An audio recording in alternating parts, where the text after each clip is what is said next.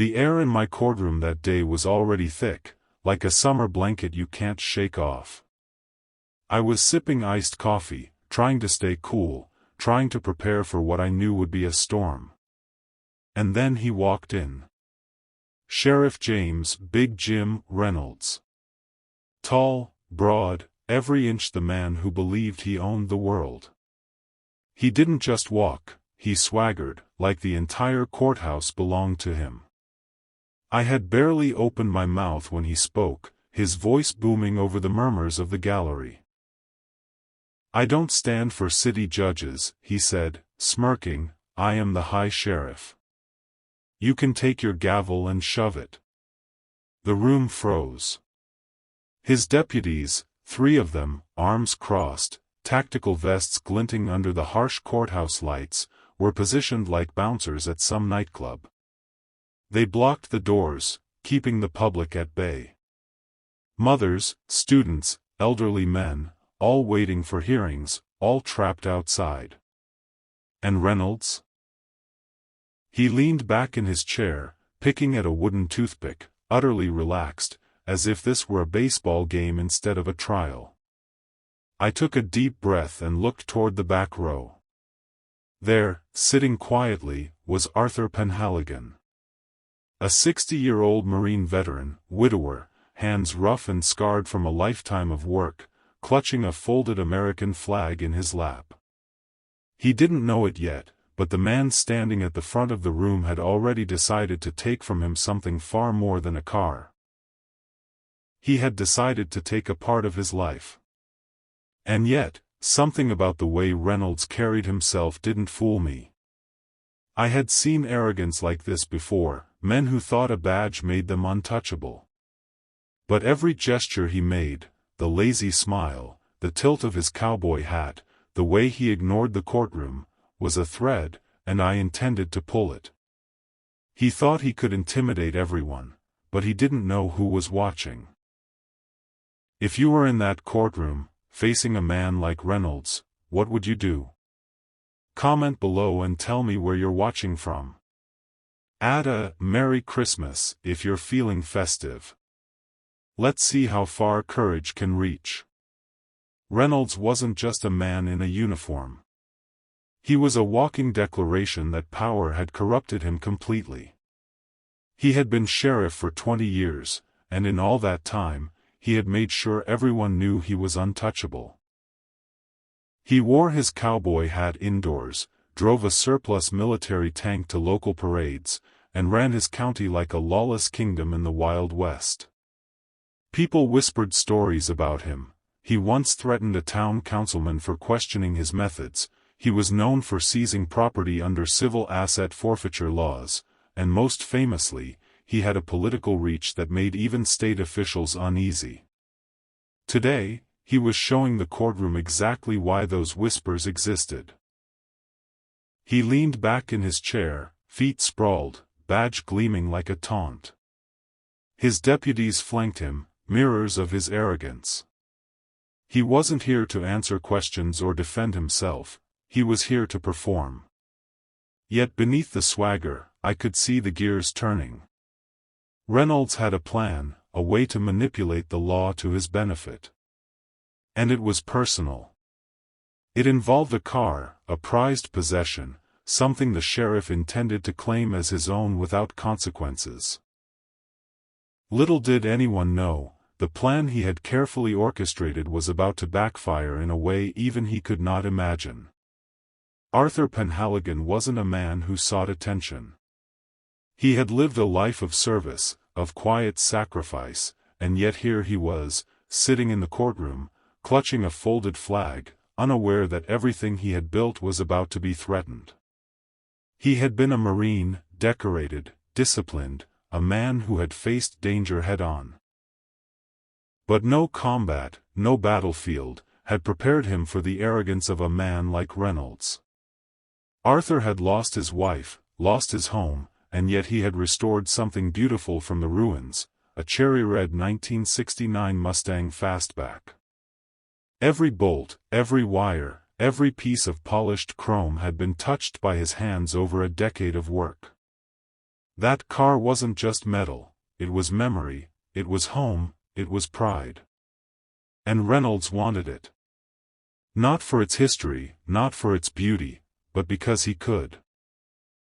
Because he thought a badge gave him the right to take what wasn't his. As Arthur sat there quietly, the contrast between him and the sheriff was stark. One man, powerful, arrogant, believing himself untouchable. The other, quiet, unassuming, holding on to the last piece of his life with trembling hands. Arthur didn't know yet that the sheriff had set a trap. By the end of this day, his life, and his Mustang, would be thrust into chaos. And the courtroom, hot and tense, would witness a battle of power, courage, and justice that neither man could ignore. It happened at 2 a.m., on a lonely stretch of highway just outside his county lines. Arthur Penhaligon had parked at a rest stop, exhausted from a long day of travel. He wasn't causing trouble. He wasn't bothering anyone. He just needed a place to rest. But Sheriff Reynolds had been patrolling, and in his eyes, the rules of justice were what he said they were. A spotlight shined through Arthur's windshield. "You there!" Reynolds shouted. "Vagrant! Loitering!" Arthur tried to explain. He started his engine, ready to leave. But Reynolds blocked him, using the police cruiser like a wall, his baton banging against the glass with a loud, sharp crack. "Out!" Reynolds barked, and the world went still for a moment, as if the night itself was holding its breath. Then came the orders: illegal, abusive, unnecessary. "Plant something if you have to," Reynolds told his deputy. "Anything. Make it look real. I want this car." Arthur, shocked, could do nothing but watch as the sheriff turned his life upside down. The veteran was shoved into the back of the cruiser, the Mustang towed, not to an official impound lot, but to a private lot controlled by Reynolds' own brother. The crime? Loitering. The motive? Theft. It was a perfect example of unchecked power, of arrogance masked as law enforcement. And as the night air carried the cries of a man losing his last possession, the sheriff drove off, smug, unconcerned, confident that no one could touch him. But someone was quietly watching, recording everything. Someone who had already decided that this abuse of power would not go unnoticed. The courtroom would soon learn about him, Deputy Miller. Young, quiet, maybe 30 years old, standing in the shadows while chaos played out. He was Reynolds' deputy. But unlike the others, he had a conscience that outweighed his fear. Miller had been present that night. He had seen the arrest, the planting of evidence, the theft. And when Reynolds ordered him to delete the dashcam footage, Miller hesitated. He knew the risks, losing his job, his career, or worse, but he made a choice. He secretly copied the files. Every second of the encounter between Arthur and Reynolds was preserved. And now, in this courtroom, that secret was a ticking bomb. Miller's hands trembled slightly as he prepared to testify, the weight of justice heavy on his shoulders.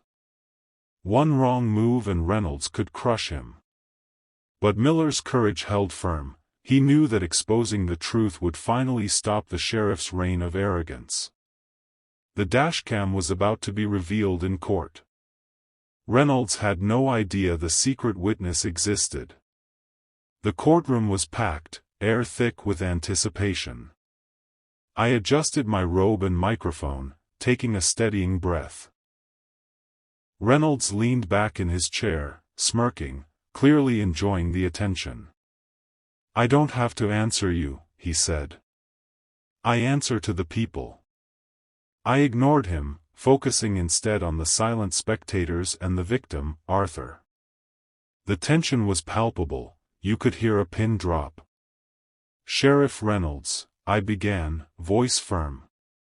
"Do you deny the allegations regarding the arrest of Mr. Penhaligon and the seizure of his vehicle?" Reynolds chuckled, a deep, arrogant sound. "Allegations?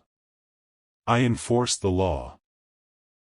If he was sleeping in his car, he was breaking the rules. End of story." The gallery murmured, shocked by his audacity. And then I gestured toward Deputy Miller, standing in the back, ready to present the dashcam. Reynolds' confident smirk faltered ever so slightly, but he tried to hide it. "Now," I said, "you will see evidence of the events in question. Evidence that you yourself tried to erase." Reynolds' eyes flicked toward the doors, toward his deputies, searching for an escape, a show of loyalty, but there was none. And that's when I did something he didn't expect. I gave the order. "Lock the doors," I said calmly. Click. The heavy locks turned. The courtroom went silent except for the faint whirring of the fans. Reynolds looked around, panic creeping in. "You can't keep me here," he shouted. "I have a lunch meeting. I am the sheriff. I am the law." I looked at him and said, flatly, "You are no longer above it." And just like that, the arrogant sheriff was trapped, alone, surrounded by witnesses, and about to face the truth he never thought anyone would reveal. The first layer of justice was about to unfold, and the courtroom held its collective breath. The courtroom was silent as the screens flickered to life. Grainy, dark footage appeared, Arthur asleep in his car, the night still and quiet. Then came the headlights. The sheriff's cruiser rolled in, spotlight glaring, and suddenly, the calm of the night shattered. "Look at that Mustang," Reynolds' voice boomed from the footage. "Cherry red. My brother would love that." Arthur flinched in his seat. I could feel the tension rising in the room. The deputy on the tape tried to reason with him. "He's just sleeping. He's a veteran, look at the sticker on the bumper." "I don't care," Reynolds shouted. "Arrest him. Take the car." The dashcam captured every moment, Arthur being dragged from the car, thrown onto the pavement, kicked in the ribs, the Mustang's door swinging open, every violation of law plain for all to see. Reynolds' face went purple in real time as the footage played. He scrambled for words. "It's fake," he yelled. "This is a setup." I didn't flinch. "Watch closely," I said, my voice steady, "and notice the difference between a man who enforces the law, and a man who abuses it." The audience gasped, whispers spreading like wildfire. You could feel the anger and disbelief in the room. The morality was clear. Arthur's suffering was real. Reynolds' arrogance was no longer a performance, it was evidence. If you were seeing this footage for the first time, what would you do? Comment below. What would be your move if you saw this kind of injustice? Outside the courtroom, the state police waited silently. Reynolds' smirk faltered as he realized the walls had closed in. He wasn't untouchable anymore. Even after the dashcam revealed the sheriff's actions, the story didn't end there. The investigation dug deeper. Documents surfaced, private auctions, vehicle transfers to family members, unexplained funds funneled into personal accounts. Reynolds had thought he was clever, using his badge as a shield. But small acts of courage, Deputy Miller copying files, neighbors reporting odd behavior, anonymous tips, exposed the cracks in his empire. Evidence suggested Reynolds might not have acted alone. Other deputies, local officials, even family members had quietly enabled his corruption for years. Each revelation raised more questions. How far did this network go? How many other lives had been disrupted by his abuse of power? Intercutting the corruption with human stories, like Arthur's perseverance, Miller's bravery, reinforced the moral. Sometimes the smallest acts of courage can dismantle the most entrenched injustice. If Reynolds' corruption ran this deep, who else would be held accountable? Would justice fully prevail, or was there more lurking in the shadows? The day came when Reynolds' arrogance finally met its match. He was handcuffed in the courtroom, his protests echoing off the walls. "I am the law. I am untouchable," he screamed, but no one moved. The sheriff had lost. Arthur's Mustang was returned, slightly scuffed from the ordeal, but it was his again. Minor repairs would be handled, the sentimental value could never be replaced. Arthur stood, tears in his eyes, shaking Deputy Miller's hand. "You did the right thing, son," he said. "It was an honor." Miller, once nervous and hesitant, now stood quietly as a hero. His courage had been rewarded. Integrity had prevailed over arrogance. I addressed the courtroom, voice steady. "A badge does not make you above the law. Integrity does. Courage matters more than power. Remember that. If you believe no one should be above the law, hit subscribe now. Stories like this matter, justice matters." Share your thoughts in the comments and tell me if you would have had the courage to stand against a man like Reynolds. Weeks passed. Life returned to its rhythm, but the echoes of that courtroom lingered. I reflected on the case. Patience, vigilance, and the willingness to act, even against the most intimidating, can overcome corruption. The story was universal. Arrogance meets its end. Moral responsibility matters. Courage can be contagious. And in every community, people watching can make a difference. I turned to the audience one last time. Where are you watching from? Tell me in the comments. Do you believe small acts of courage can change the world? Finally, I left a teaser, a subtle warning for the next tale of corruption and justice, because arrogance always meets its end, but who will be next? The courtroom was silent once more, but justice never truly sleeps.